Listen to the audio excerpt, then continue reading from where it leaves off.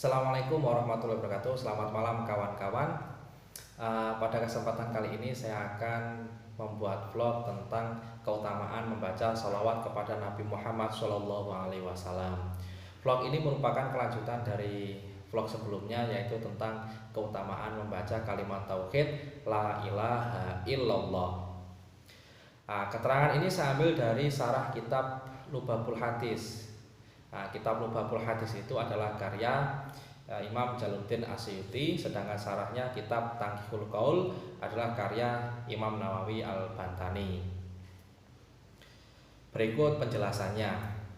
Ini kalau di kitab yang saya bawa, terbitan Darul Ilmi, itu halaman 11. Berikut ibarahnya atau penjelasannya. Qala ba'du sahabati li Rasulillah. Salah seorang sahabat bertanya kepada Rasulullah Shallallahu Alaihi Wasallam, Shallallahu asron liman sholla alaika marotan wahidatan. Allah membaca sholawat sebanyak 10 kali, atau Allah bersolawat sebanyak 10 kali bagi orang yang bersolawat kepadamu wahai Rasulullah, meskipun itu hanya sekali. Jadi kita membaca sholawat sekali kepada Rasulullah, maka Allah akan membalas sholawat untuk kita sebanyak 10 kali. Hal dzalika liman kana hadiral qalbi, apakah pahala itu diperuntukkan untuk orang yang hatinya itu khusyuk, hatinya itu hadir? Kemudian Rasulullah menjawab, qala la bal walikulli musallin alayya ghafilin. Rasulullah pun menjawab, tidak, pahala itu diperuntukkan bagi siapapun yang membaca sholawat kepada saya, meskipun dia itu adalah orang yang lalai. Artinya kita sambil tidur, sambil main game, katakanlah ya, main game sambil bersolawat, kemudian guyon sambil bersolawat, nonton film sambil bersolawat, kita tetap mendapatkan pahala solawat. Bahkan meskipun kita membaca solawat itu ketika main game, katakanlah ya, kita baca solawat sekali, Allah akan membalasnya 10 kali. Jadi orang yang hatinya tidak hadir, hatinya tidak khusyuk, itu masih mendapatkan pahala sebesar itu.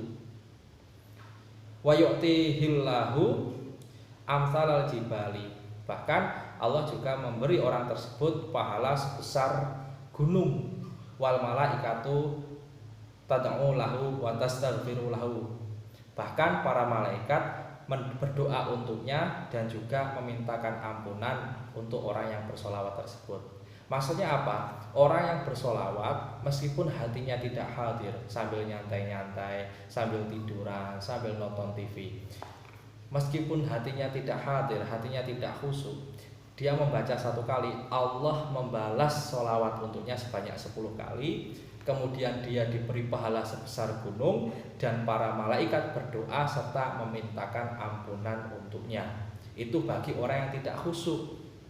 Nah, kemudian ini, wa amma idza kana hadiral qalbi, apabila orang itu membaca sholawat dalam keadaan khusyuk, penuh perenungan, penuh penghayatan, waktu sholati, ketika membaca sholawat alaiya kepada saya, maksudnya kepada Rasul, fala ya'lamu qadra dzalika illallah, maka tidak ada yang tahu pahalanya seberapa besar pahala tersebut kecuali Allah. Karena kenapa? Saking besarnya pahala membaca sholawat kepada Rasulullah Shallallahu Alaihi Wasallam.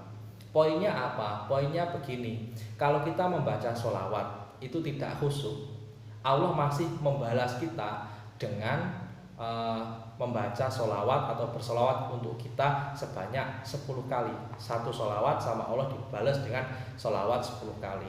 Kemudian Allah memberi kita pahala sebesar gunung, dan juga para malaikat berdoa untuk kita dan memintakan ampunan untuk kita. Itu bagi orang yang tidak khusyuk. Apabila khusyuk, ketika dia sholawat penuh penghayatan, penuh konsentrasi, fala ya'lamu qadra dzalika illallah, yang tahu pahalanya saking besarnya itu adalah Allah Subhanahu wa taala.